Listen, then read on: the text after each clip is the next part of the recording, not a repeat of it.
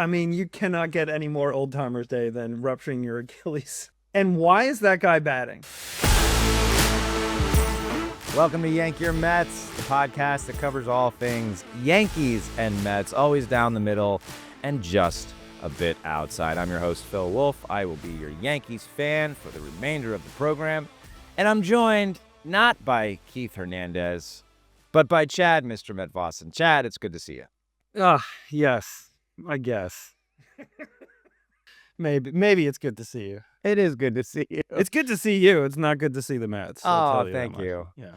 Thank you. Well, I'm happy to be seen, and it's been a wild week, and we have a lot to talk about today. We'll do a brief weekend review, and I think we want to get into the role of the manager today because a lot has been made about Aarron Boone and what he owns, what he doesn't own, who's to blame. I don't think Mendy's in the same spot as Boone, but he came from the Boone regime, so I think there's maybe some parallels there. But we'll get into that. But before we do, let's get into our week in review, brought to you by 522 Productions. How have the Mets been doing, Chad? Afraid to ask. Answer. Oh, you know God. that answer. I don't want to review my week at all. There's nothing to review. Loss. Oh, and loss. And one more loss. I think there's a sixth L in there somewhere. What do you attribute this to? Everything. Look, I mean, it's been a concern of mine since the offseason. We don't have starting pitching.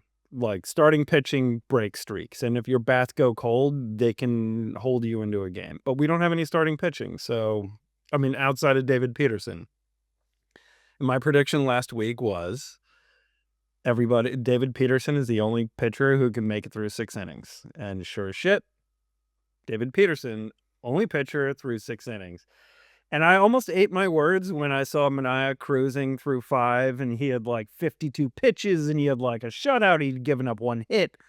He gets into the 6th and promptly gives up 5 runs. And I was like, there it is. Like, I literally was waiting for it. I was just like, it's the 6th inning.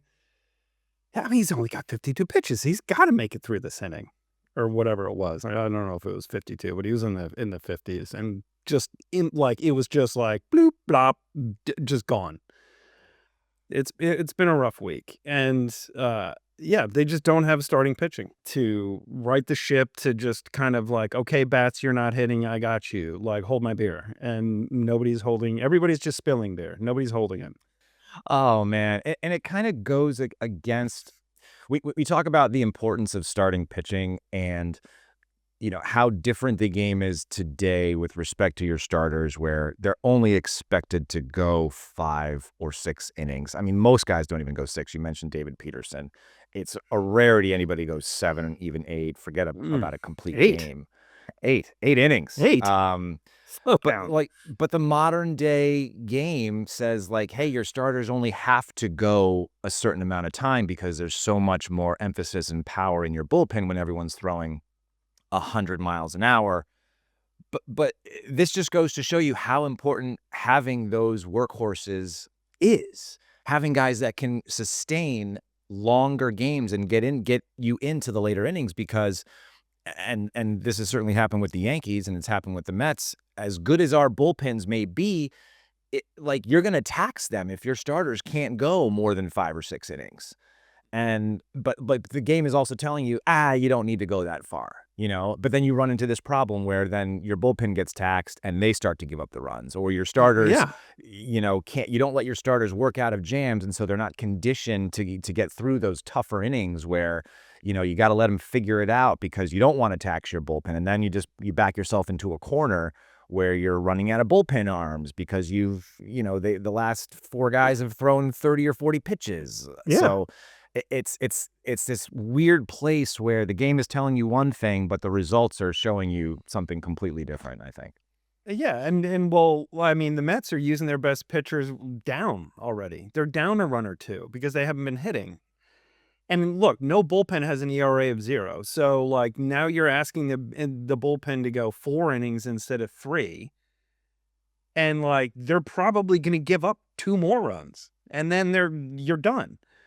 So like if you get your bullpen to give you, they're 1 run in 4 innings, it's pretty good. But they're still giving up another run, and if you can't hit to overcome that, which this lineup in theory was built to do, you're gonna have issues. And yeah, I mean, to me, it becomes a math problem if you're asking your starters to go 55. You just get through 5 innings. That's 55% of your innings. There's still 45% of innings left. That's good Spread math. I amongst think that's good math. Yeah, that's good math. yeah, right? Does that Yeah, math? 55 and 45. Yeah. So, I mean, now you're asking these pitchers if you're in, like, unless there's blowouts either way, you're constantly calling on the same 3 guys all the time because we got to protect that 1-run lead, or we got to in the Mets case, we got to stay close. We got to be in striking distance this past week. And you see it where, like, one blemish or one bloop, Stanek, whatever. But like, dude gives up a ground rule double that basically, like, it's a bloop, and then it hits off the foul pole or foul line and drops. Like, that kind of stuff happens, and it happens a lot apparently with the Mets, and you have to play perfect baseball on D, and the Mets are not doing that.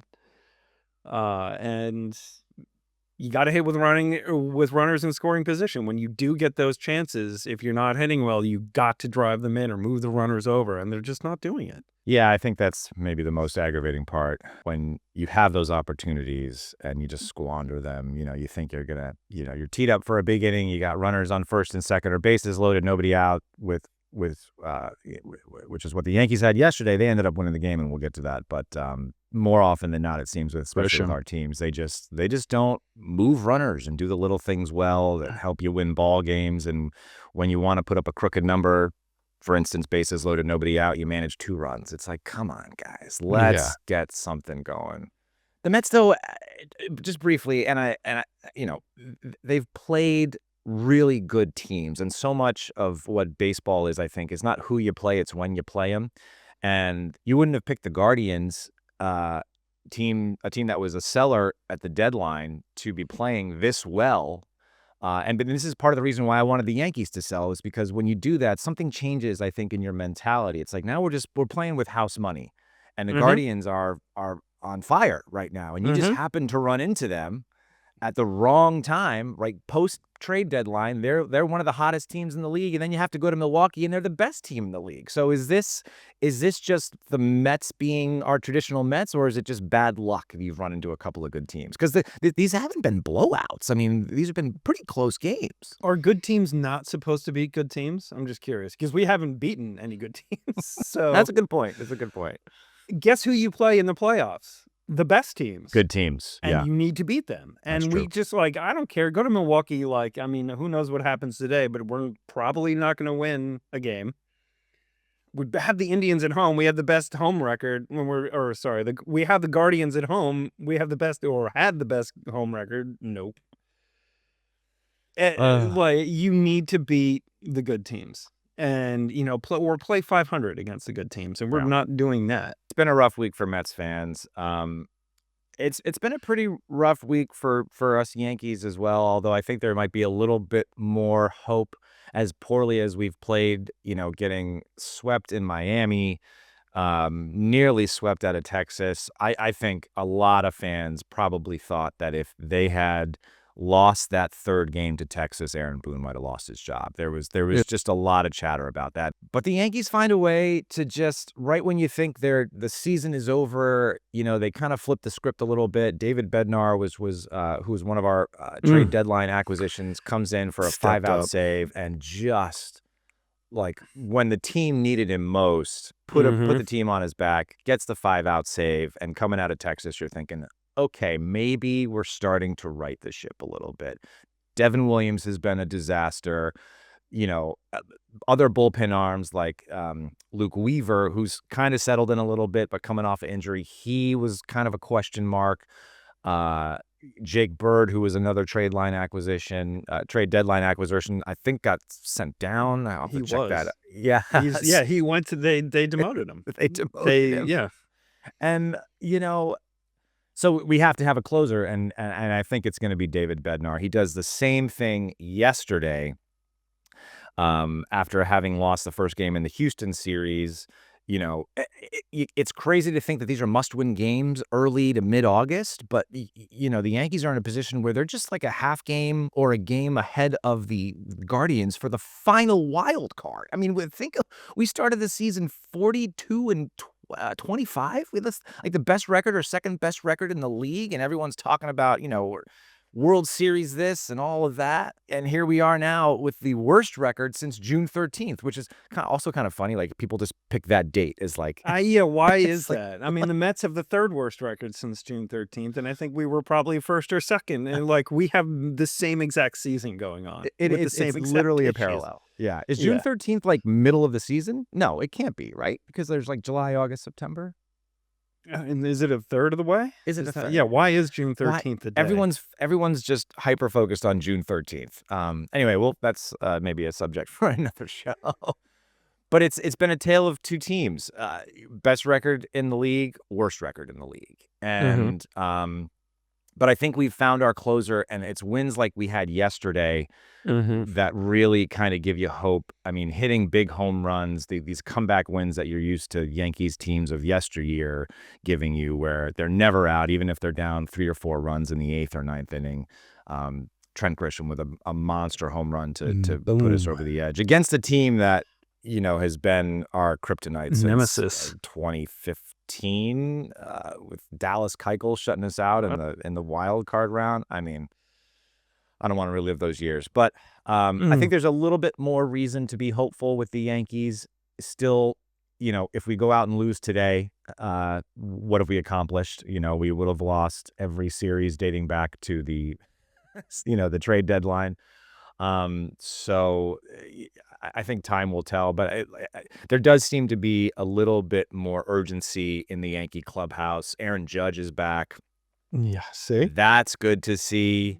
Yeah. Um, It's all about vibes, man. Baseball is all about vibes. But it changes the whole dynamic of the lineup, and it puts that fear in the opposing pitchers where they're just like, "Oh, crap, Judge is on deck," yeah. like, or it doesn't matter. You're like, "He's gonna break out of it at some point, and it's probably gonna be me," like, or whatever, but just having that bat in the lineup is crucial. Yeah.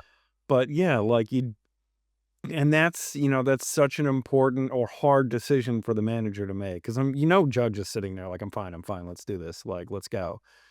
And then, Boone, then you wonder, like, hey, he's got to put him out there because his job's on the line.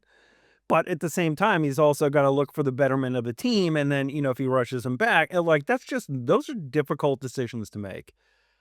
And you got to balance your heart with your head, and that's why managers get paid what they do, in theory.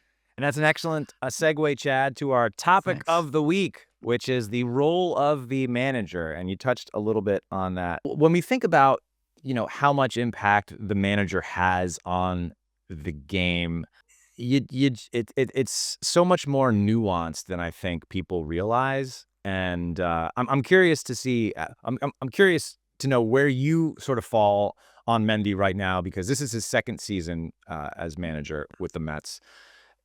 I mean, last year was magical. So I mean, Mm, you can't fault him for anything they did last year. I no. mean, they came back and all of the wonderful things they did against Milwaukee and to get them into the NLCS. How are you sitting with Mendy right now as manager and the Mets coaching staff overall? Oh, I love him. Like, none of this is his fault. And my first thing is like, sure, when people are like, fire the manager. Okay, then what? Like, what do you sure, there might be a reset or whatever, but like who's gonna come in and fill that void? Like at this point, you're probably taking a bench coach or whatever if you're at this point of the season. But Mendy has done such a wonderful job just, like, establishing the culture and, believing in his players. Now he's starting to call some out and, whatever, but I love him. Like, and managers are not gonna make every perfect decision. And to me, it's funny how different seasons just take on different like personas or different like lores. Like last season was one of my favorite Mets seasons like of all time. It was up there with 2015. Like and well, because then you're fl- flinging back to 2006. I don't have many like fun seasons. And usually with the Mets, it's you get one and then it's crash and burn and then you're building it all over again. So it's if Mets have not had a nice sustained couple year run in a long time. Holding. I'm processing like 98, 99, like 2000, like that's how far back I got to go. But it's up to the players, and the GM to bring in the right players and the manager can only play the cards that he's dealt. It's not, so it's a lot like poker. Like the stats say play this hand or this way or that, and do this and do that. And it's the same thing. It's you have no idea, what the results are going to be because baseball is fraught with failure. Hmm. And, there's I think too much pressure is put on managers for these decisions that they have to make. Yeah. And I think, Mendy makes good ones and he, it's rare where I'm just like, geez, Mendy, what are you doing? Like, how are you putting, other than when it comes to Ryan Stanek, but like, you've got to put him in, like, because you're blowing your bullpen. Like, you have got to trust your players. And I think Mendy tries to do that because so much of baseball is confidence, and Mendy gets that. Like, so much of baseball is confidence. And Mendy's job, I think, first and foremost, is to establish a culture and infuse his players with confidence. And he's phenomenal at that. And he's like just you watch him in his post-game interviews, he's the same. He's even keel when things are going great and when things are going poorly.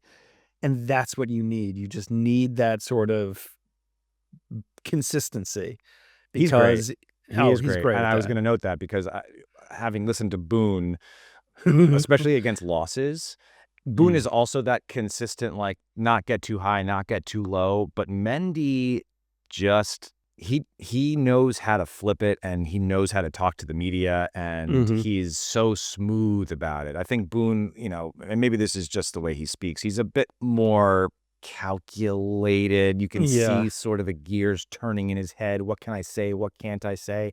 And this is a guy who's worked in media and knows how to present himself on camera.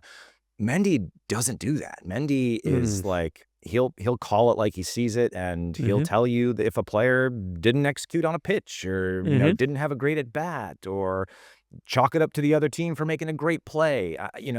Boone gets there eventually, but it just takes him a little bit longer. And so I Yeah. I, I kind of admired that about Mendy when I just the last couple of press conferences I saw. Like, man, he handles the pressure better than anybody.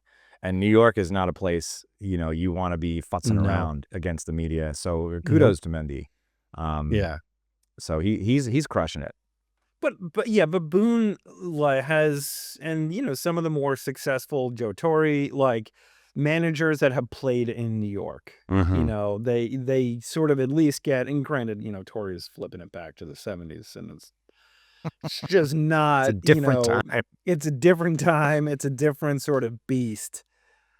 But there is something to having played in New York. I think that is a huge advantage for them. And Mendy, obviously coming from the Yankees, had that like at least was peripherally around that. And I think that is a huge benefit to it, and probably one of the reasons why Mendy got the job.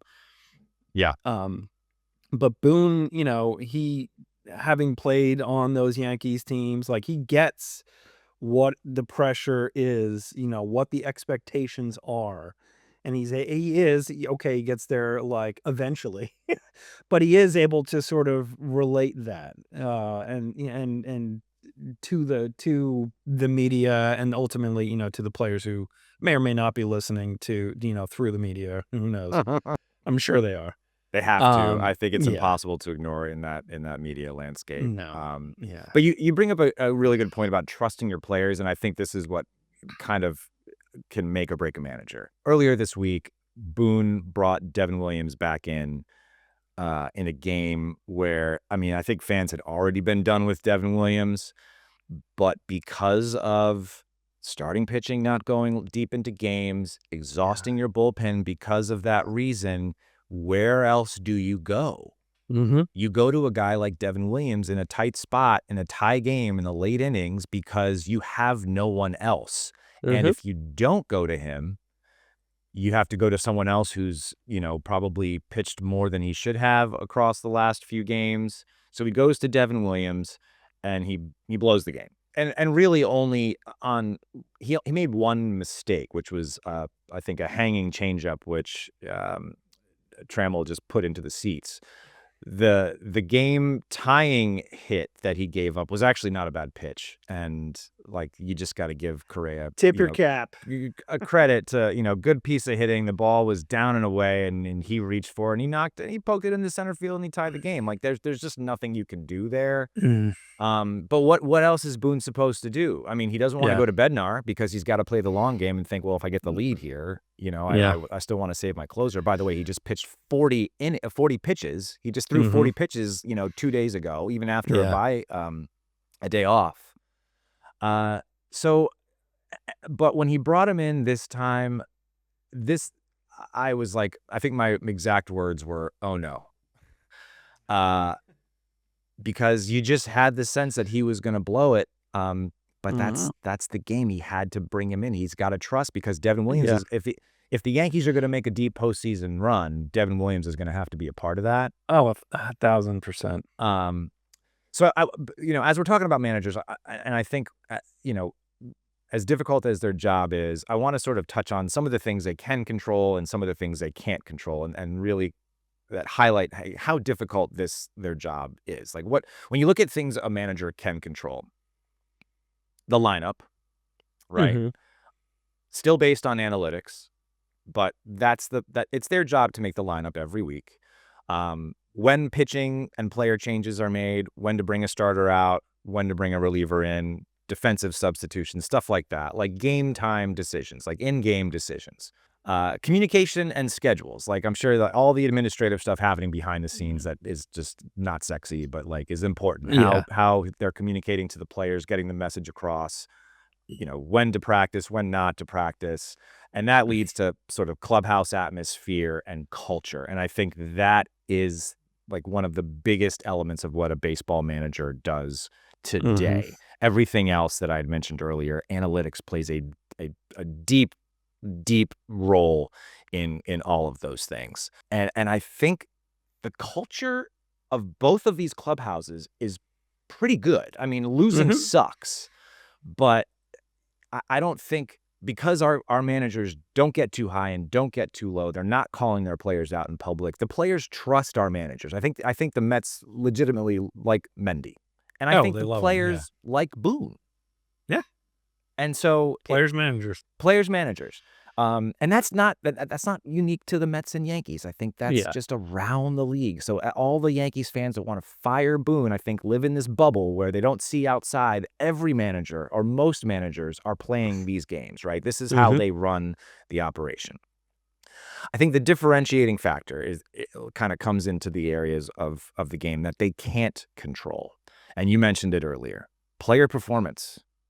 You just don't know how a player is going to perform. And you can apply this Yeah. to pretty much any sport, but because there's so much failure in baseball, you just don't know if a guy is going to go on, a 14 for 20 streak or 0 for his last 30. You just don't Oh, know. well, I have plenty of those over 30s going on. But what are you going to do if Juan Soto went 0 for 30? You going to take him out of the lineup? Yeah, no. You can't because he's Juan Soto. The numbers on the baseball card say that this guy is going to be this kind of player. Yeah. So there's player performance, and I think one of the bigger areas that they can't control is player development, Mm. and this is institutional because organizations have a way that they develop players, and it goes all the way down to their scouting, their minor league systems, the coaches for those teams. So by the time these guys get to the big leagues, and we mentioned it last week, they are fully baked, most of them. At least, the veterans, unless you're a rookie, but like by then you've pretty much developed into the player you're going to be. And the manager of your major league team has no influence there. He is part of that overall system. This is where I think the Yankees fall short. I think in their minds, they're developing players for the modern game, which is looking for exit velo and launch angle and, all of All this those other fun things. stuff, which is nice. When someone hits the ball 115 miles an hour off the bat, and it's the first thing the announcers say, 115 off the bat. You're like, yeah, but he grounded But out to who's the third. line out? Yeah. So what are we talking about? Uh-huh. Um, and it struck me that the players that have had the best two-strike approaches over the last, I don't know, 4 or 5 years with the Yankees, maybe more. The best players to have the best two-strike approaches didn't come up through the Yankees organization. I'm talking about DJ LeMahieu, Anthony Rizzo, Cody Bellinger. Mhm. These guys know how to hit with 2 strikes. And it dawned on me, like, none of these guys came up through the Yankees organization. None of them. They learned how to hit somewhere else and then came here and brought their approach to the team. Anthony Mhm. Rizzo would choke up. I mean, he'd be up here at Oh, the bat. yeah. No, that guy was he was Just the son poke of it a gun. somewhere. Hit it Yeah. oppo, and that, I think, is the biggest need for the Yankees, and I think they're probably gonna start to address it if the rest of this year continues to go south. If they don't make the playoffs coming out of a World Series year, I think Boone is done. I've never firmly been in the fire Boone camp, but I've also never been closer to it, and that move to bring Devin Williams in was just a head scratcher, and sure enough, it cost him. But something's gotta change with the player development where, it's you gotta play small ball. You have to be better about that, and none of that is on the manager. You hit on something. Once they come to the major leagues, they're fully baked, and I Mhm. disagree with that. Okay. I think that's when you're putting them in the oven, like, literally. Like, because that's why there's 4A players. Those guys who are, like, can tear the cover off the ball at AAA, they come up and they just are flat, and they just cannot get it done.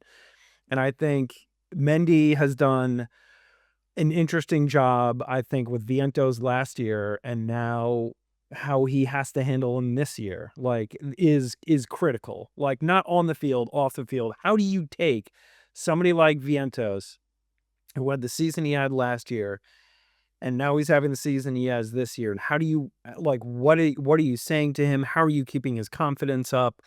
Because he's just not the same player, it's clear. Like, he's just not. He's not. He's just not playing He's well not. in the field or at the bat. And then you have Francisco Alvarez this year, who was one of the best prospects in baseball for years. I mean, and the guy's still only 23. Like, he's always been lauded for pitch framing, and he's pretty decent at throwing out runners, vital, and he's gotten super high regards for working with the pitching staff. And those are the most important things about a catcher.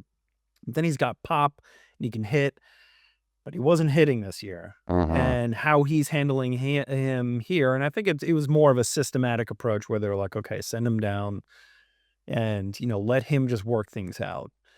But it to me, that change from AAA to the majors is probably the hardest thing to do in professional sports. Like, because the expectations again change, and depending upon what market you're in, you're either gonna thrive or just not. Yeah. And I mean, the Mets have 4, maybe you could argue 5 young players that they just have not been able to figure out. They're all of Yeah. them are supposed to be good. Mauricio, Beatty, Alvarez, Vientos, like, all of them are supposed to, and Acuna Jr., maybe to a lesser extent. All of them are supposed to be really good, and none of them have taken it this year. Like, none of them have progressed. They may not be fully baked, and I see your point. Um, I I just don't know how much Beep, coaching the beep. manager in the major leagues can do. Like, you have your hitting coaches and you have your pitching coaches. Even their jobs are really more, I think, to monitor, to, like, see how a Mhm. player is doing. Uh, but you're not teaching Juan Soto how to swing at the Yeah. major league level. You're not teaching him to have a two-strike approach at the major league level. You're not teaching them defensive fundamentals. There are things you can do to help them, like, do that, but I feel like all of that is developed, even from a young age. But and you mentioned this earlier, so much of it is about confidence, and when you get sent down to the minors, if you haven't performed in the major leagues, it's to regain that confidence. It's to face lesser pitching, lesser hitting. But are you really changing anything? Like, your swing is your swing. Your throw is your throw. Like, that's the element to me that I think is, like, baked in. You can't change that at the major league level. I I get think you I think you th but can. I think that's where they start tinkering. Yeah. Like, I think the swing is one thing where or the approach to hitting, that's when the major league level, the coaches or whatever start tinkering with shit, and that's when they like, the players I think there's too many where, the players come up and what got them to the major league, sometimes all of a sudden they're asking them to do different things, and Mm. that's when things go south, Mhm. you know? And it's interesting, you'll hear Keith talk about it all the time.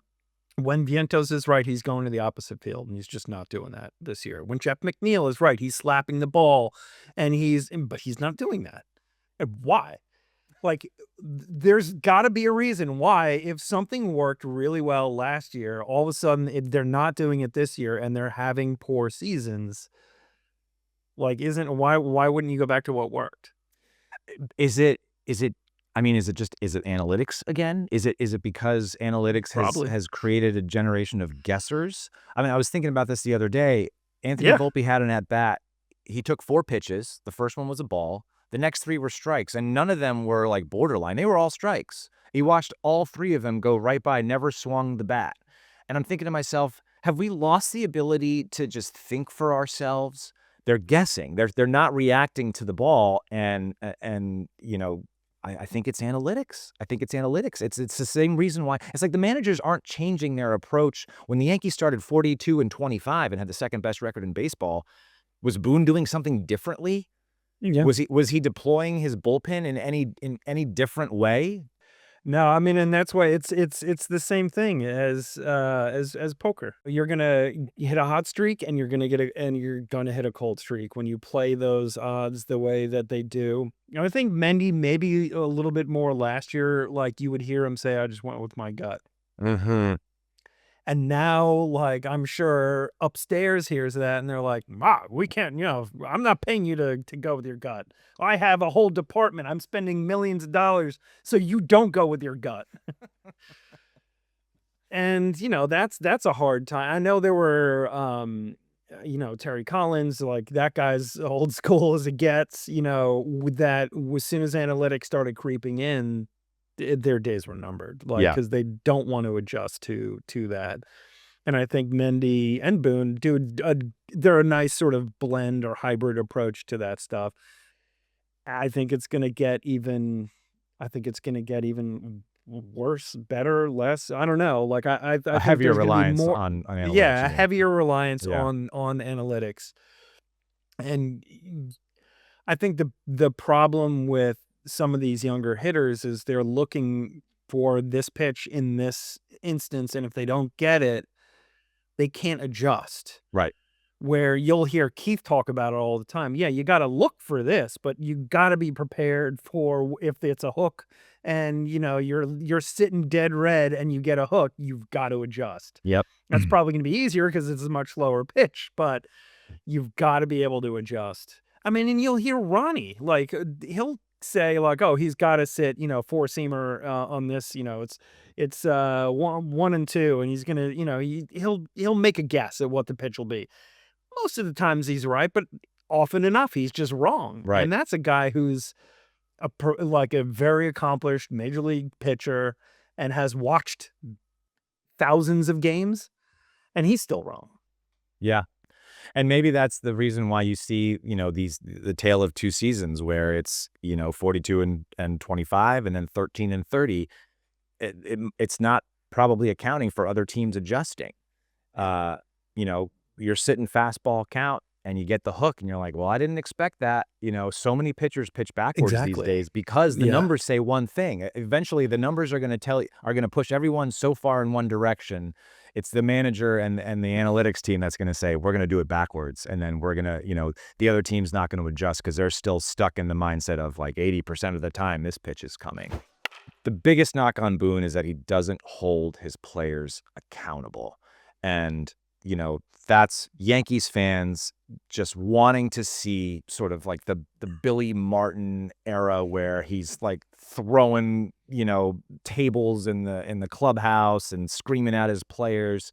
Like, you're just never going to see that from Boone. Lance Lynn came out with some comments on the New York Post Sports in defense of Boone. This is a guy who had played for Boone, so knows the Yankee culture, knows the clubhouse. Lance Lynn says, look, the fans might not see it, but Aarron Boone is addressing this behind the scenes. He's talking to his players in the clubhouse. You saw him pull Jazz aside during a game, take him down the hall and ask him some questions. So we know from Lance Lynn's perspective that he's doing this. What's interesting about that, though, is in his defense of Boone, his comments may actually be more damning, because if Boone is addressing this behind the scenes, if he is holding his players accountable and they are not changing, if the performance on the field is not getting better, then it's easier to make the argument that he's lost the clubhouse. And I don't think that's true. I don't think that's true. But I mean, if you're giving Yankees fans what they want, and hey, Aarron Boone is addressing this behind the scenes, and things aren't, but now that we know he is, and things aren't changing, where does that leave Aarron Boone? Yeah. It's the vibes, right? Like, so you make the switch, you fire the manager and they go on a hot streak and everybody's like, oh, that's it. But it's all about the confidence. It's like sometimes it goes the other way. You fire the manager and things get worse. Yeah. But in this case, if you get rid of Boone and things go better, then everybody's just going to point at that. I just think that the manager and how they handle the clubhouse is the most important thing. And to me, I hear that and it's like, if Boone is doing all those things, saying the right things, it's on the players to perform. Yeah. Like, fire him. I mean, we saw this and I should have looked it up. I forget who the hell the hitting coach was a couple of years ago. But when the Mets fired the Mets did their Mets thing and they fire everybody but the manager to try to make a change. And Pete Alonso was so pissed. And it just didn't improve things. So you fire Boone and you also need to be aware of what are the adverse effects and are there players that really like him and are you going to piss them off? Right. I mean, Aaron Judge, granted, he's been in the league, how many years now? 10, 11? He's done 2017 he came up. Yeah. He's been in the league 8 so years. most of his career has been with Boone as the manager. Yeah, and all now but one. All but two, rather, because I guess he came up for like a cup of coffee in 2016 with Girardi. But Girardi, full year in 2017, which is rookie year, and then they fired Girardi. Yeah, exactly. But, I'm sure they have to take the pulse of Judge and be like, are we good if we're going to do this? Like, what happens? Because if you lose Judge, then you've lost the whole team. And by the way, if you fire Boone, who are you going to go to? Brad Ausmus? He's got a winning percentage of 47%.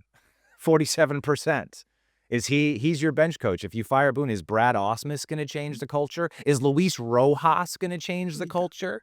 The third base coach? Yeah. I mean, I think you know a little thing or two about Rojas. He's got a .464 winning percentage. Like, he's been terrible. There's no one else to go to in that clubhouse. And and from the Mets, I looked this up. John Gibbons is the only other coach on that staff who has major league managerial experience, and he's been about 500 for his career. I mean, it's kind of remarkable. He's got a .501 winning percentage over 11 seasons with the two stints with Toronto, and he's an even 10-10 in the postseason. Like, is he the guy? If Mendy goes, I don't think so. No. Well, I mean, if you do it mid-season, you're going to the bench coach. You're not bringing in some guy who has no idea, like, where's the bathroom? That's just not going to happen. Yeah.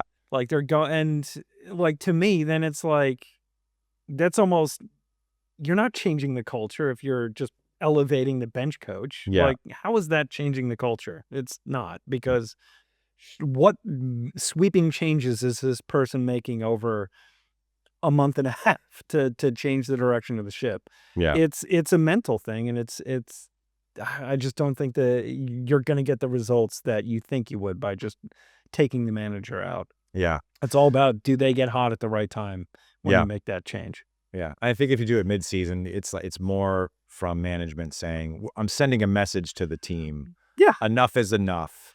Like, the mentality has to change, and it's like, oh, they're gonna fire the manager, maybe I'm next, right? Yep. It's not because the next manager knows more about baseball. I challenge anyone who says that Boone has no feel for the game. I mean, I think that's my biggest gripe with Boone, like, haters, is that he doesn't have a feel for the game. Boone has more baseball knowledge in his pinky than, like, the entire fan base combined. He has Yeah. the name Boone is almost like baseball royalty. Like, the Boone Yeah. family is, it's not the same as, you don't say it in the same vein as Ruth or Gehrig, but, like, he comes from a baseball family. Yeah. His dad, his brothers, I mean, he just knows the game. I remember when he was a broadcaster on ESPN, he would predict everything. I think that's what got him the job. He just Yeah. knew the modern game. You don't think it irks him that these guys can't field ground balls, have lost their fundamentals? You don't think it pisses him off that Anthony Volpe's double clutching and going down to one knee to field a ground ball? It's just not how you do it. But so I challenge that, and I think, again, it's analytics. When you bring guys in, it's Boone has to play that role because that's the organizational mentality. It's not because Boone doesn't know that this guy's struggling. You think Boone wanted to bring Devin Williams in? No, he had No. no Yeah. choice. Yeah. He had no choice.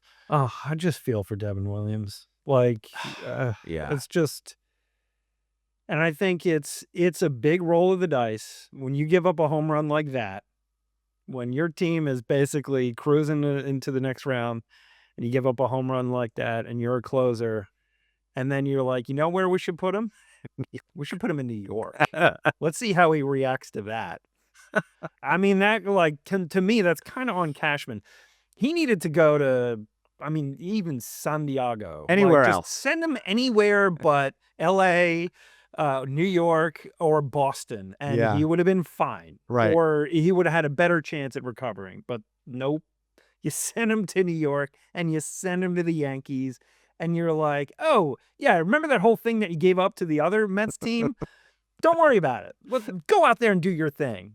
You got No. this. Yeah, you got this. Nope. I mean, that one, I heard that trade, and I was like, yikes, that's going to be interesting. And don't get me, like, this season, I mean, this is going to be next week's episode or something, but the difference between this season and last season for the Mets is just, it's so different, and I don't like it. I'm not having fun this season.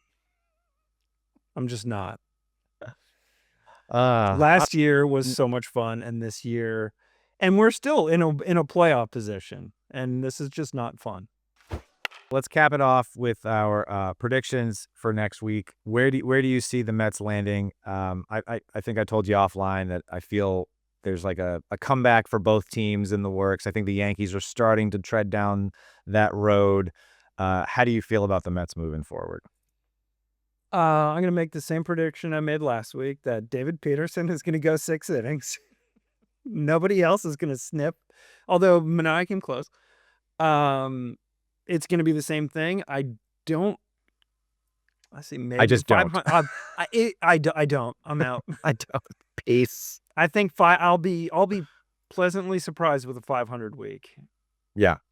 Because I think we have Thursday off this week. I got to pull up the schedule. But Yeah. 3-3. I'll be like, okay, fine. I don't think we're winning today. Yeah. I mean, that would be an improvement from last week. You take 3-3. One win. That's all I need. Just one win. Look, I think the Mets are going to make the postseason. I think the Yankees are going to make the postseason. It's just how they come into the postseason, which is the important thing. Like, I don't care if the Yankees don't win the division. I don't know how you feel about the Mets winning the division. If you feel like it's they have to be competitive. I just want them in the playoffs.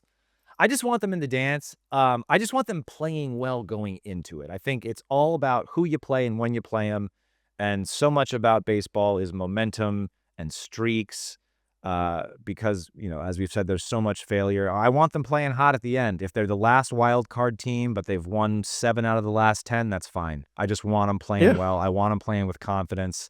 And, yeah, we'll see how it goes. We're supposed to have the easiest schedule from here on out, and that's, I think, the part that scares me.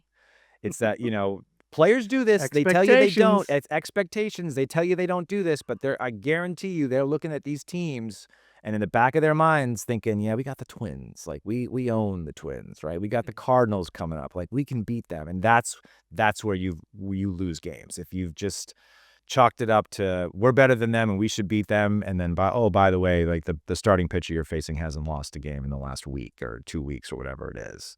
Yeah. So that's my If prediction. you I think the Yankees, probably, I don't know how many games they play. They'll be around. I'll give them 4 out of the next 5 or 6 wins. if you want a new name for the podcast, it should Yeah. be Great Expectations, Great expectations. because we're both expected to win.